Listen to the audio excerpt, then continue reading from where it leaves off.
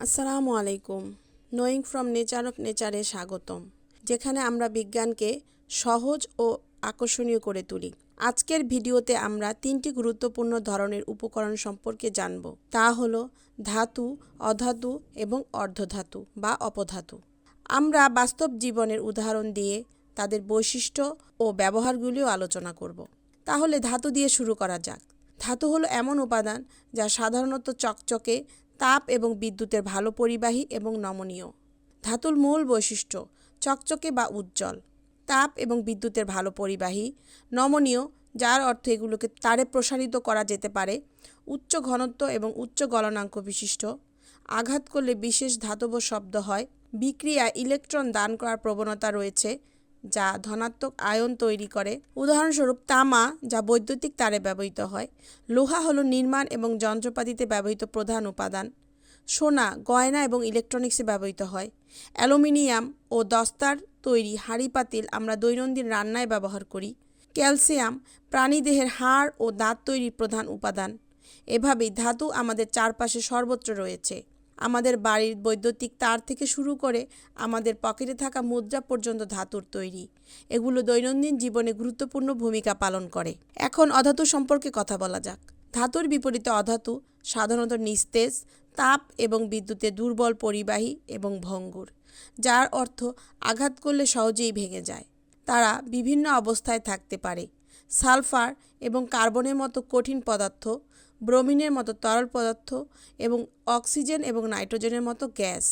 অধাতুর মূল বৈশিষ্ট্য নিস্তেজ বা উজ্জ্বল নয়।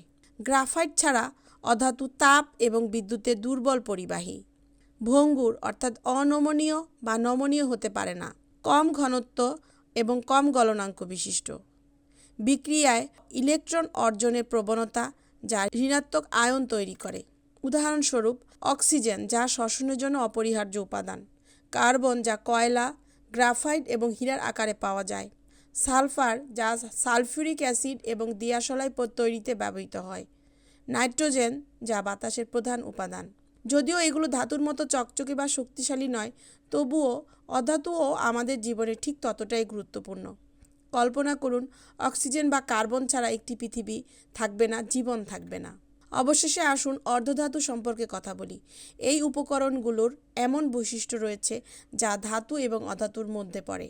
তারা ধাতুর মতো বিদ্যুৎ পরিবাহিতে ততটা ভালো নয়, তবে কিছু নির্দিষ্ট পরিস্থিতিতে তারা আরও ভালোভাবে বিদ্যুৎ পরিবাহী হতে পারে, যা ইলেকট্রনিক্স ডিভাইসে ব্যবহারের জন্য এগুলিকে নিখুঁত করে তোলে।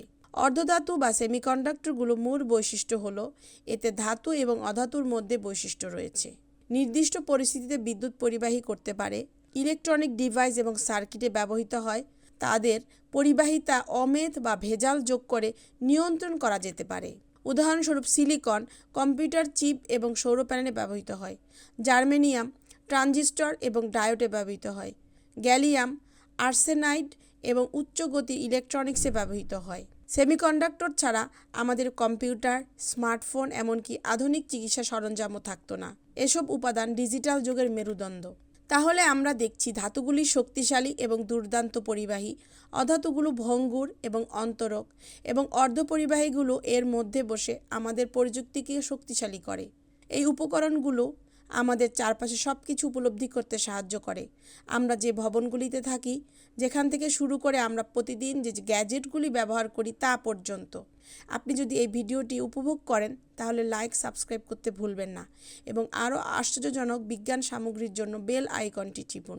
মন্তব্যে আমাকে জানান ধাতু, অধাতু বা অর্ধপরিবাহীর আপনার প্রিয় উদাহরণ কোনটি। পরবর্তী ভিডিওতে দেখা হবে।